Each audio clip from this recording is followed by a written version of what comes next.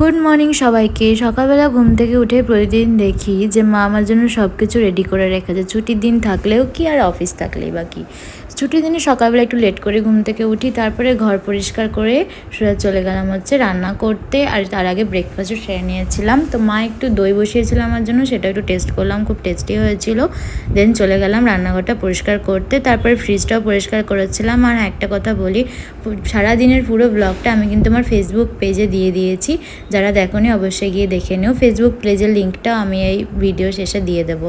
তো লাঞ্চ টাঞ্চ সেরে একটু বেলের শরবত খেলাম, আর তারপর বিকেলবেলা বেরিয়ে গেছিলাম ওর সাথে মায়ের কাছে। গিয়েই দেখি বাবা এর আবদার, আমাকে তো ছাড়বে না, তো একটু আমাকে আদর করে দিল। মায়ের জন্য বাজারও নিয়ে গেছিলাম।